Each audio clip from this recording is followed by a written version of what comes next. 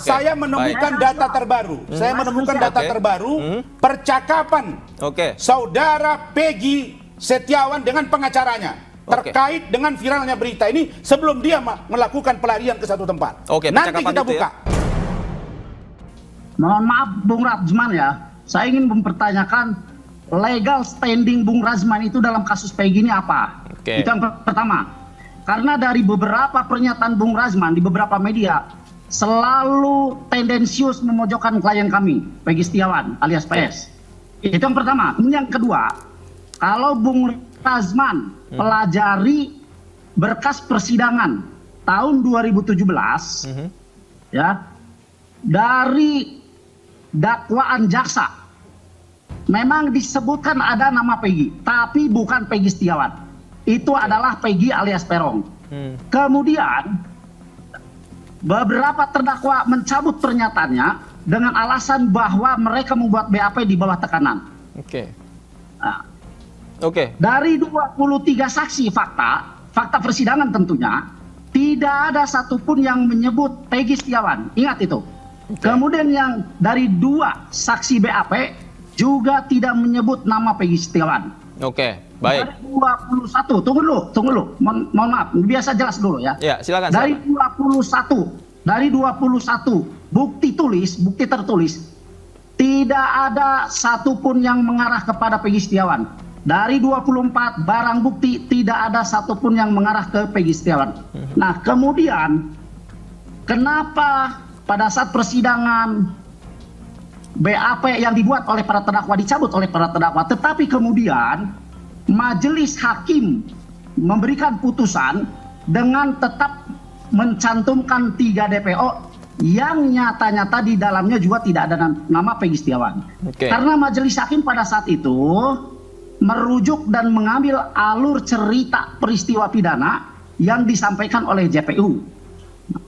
Kemudian setelah itu tanggal 11 Mei 2024, setelah viralnya film Vina sebelum 7 hari, penyidik Polda Jabar mendatangi Saka Tatal. Ingat itu ya. Penyidik memperlihatkan 3 foto kepada Saka Tatal. Saka Tatal dengan nyata menyatakan bahwa tidak kenal yang ada di 3 foto itu. Nah, kemudian setelah 21 Mei 2024, Peggy Setiawan atau PS klien kami itu ditangkap. Sehingga Saka Tatal di hadapan media menyampaikan bahwa apa yang disampaikan oleh penyidik atau polisi pada saat itu sangat berbeda dan tidak ada satupun yang mirip dengan Peggy Setiawan atau PS klien kami. Baik. Nah, kemudian selanjutnya mohon izin. Nah, kenapa saya bilang Bung Razman terlalu tendensius? Karena di satu sisi Bung Razman memojokkan klien kami yang belum terbukti kesalahannya, belum terbukti secara hukum, tapi juga Bung Razman mengaitkan ya identitas orang tuanya dengan klien kami. Itu kan sangat terlalu tendensius kalau menurut saya ya. Baik, Bang Razman saya kasih kesempatan. Terima kasih Bung Mukhtar. Saya kira kalau pertanyaan Anda itu justru itu sangat tendensius buat saya. Saya ini adalah praktisi hukum yang kader intelektualnya tentu sudah diuji oleh beberapa TV dan pengamat di negara ini. Nah, kalau begitu Anda tanya juga, kenapa bisa tampil Johnson Panjaitan? Kenapa bisa tampil Edi Hasibuan, Kompolnas? Jangan tanya itu. Mungkin Anda juga nanti kalau sudah dilihat oleh banyak pihak kemampuan dan intelektual saudara, Anda juga akan diundang gitu. Itu satu poin. Tapi untuk mematahkan itu gampang. Saya adalah kuasa hukum dari saudara Yosi Ahdian yang mengatakan kepada saya berdasarkan fakta data yang dia serah. Sebentar, saya ngomong dulu. Saya ngomong dulu dong. Anda ngomong saya nggak jawab tadi.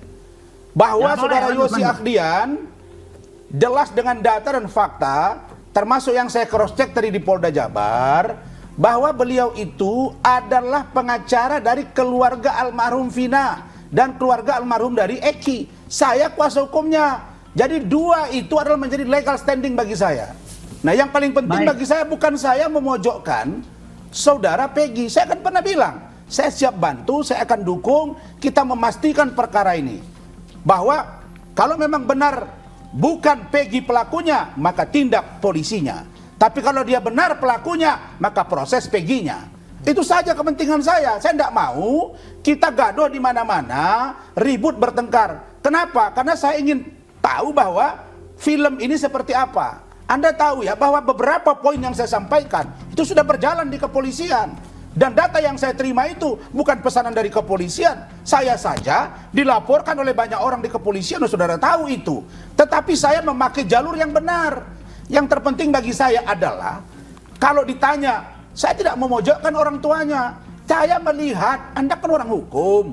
Alat bukti itu 5. Di antaranya, salah satu poinnya adalah petunjuk. Nah, saya melihat perubahan identitas.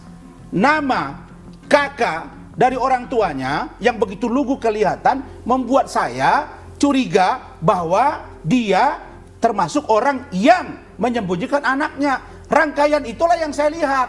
Kemudian masalah Anda bilang nama, kalian keberatan Peggy Setiawan, bukan Peggy Peron. Nah, saya sekarang kembalikan.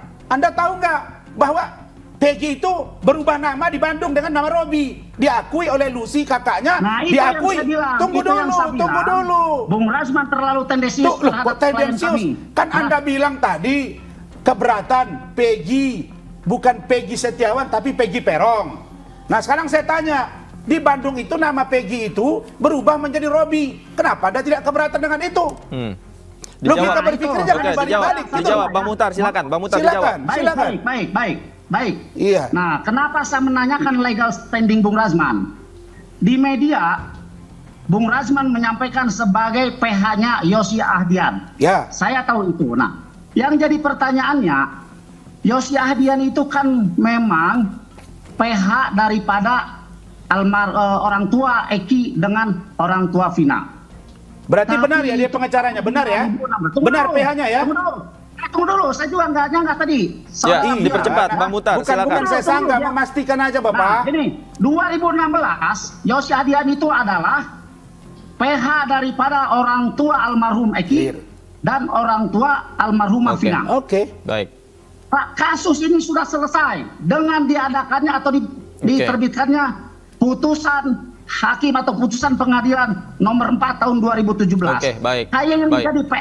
Yang menjadi PR polisi adalah 3 DPO. Ingat 3 DPO itu ya. Oke. Ya. Baik. Nah, jadi artinya permasalahan yang ada ini sebetulnya permasalahan yang ada ini sebetulnya tinggal bagaimana caranya pihak kepolisian menyelesaikan yang 3 DPO itu. Oke, baik. Tetapi sayangnya, tunggu dulu, mohon izin. Baik, waktu kita durasi kita terbatas, dipercepat Bang Muhtar, siapkan. Baik. Oke, saya loncat dulu. Kenapa saya bilang terlalu tendensius dan mengaitkan orang tuanya kepada klien kami? Bung Rasman membahas tentang identitas orang tuanya. Terus apa hubungannya dengan klien kami? Klien kami itu udah dewasa. Apa hubungannya? Apa hubungannya? Saya garis bawahi. Bang Rasman, silakan. 1 menit. Terima kasih. Kan kita ini orang hukum 5 adat bukti. Kan ada yang disebut dengan petunjuk. Saya tahu. Petunjuk itu sekarang saya nggak usah buka lah, tapi dikit aja. Nanti kalau ada forum yang lebih oke, saya berharap Bung Mukhtar ikut deh, biar kita debat. Saya menemukan data terbaru. Saya menemukan data terbaru percakapan saudara Peggy Setiawan dengan pengacaranya terkait dengan viralnya berita ini sebelum dia melakukan pelarian ke satu tempat. Nanti kita buka.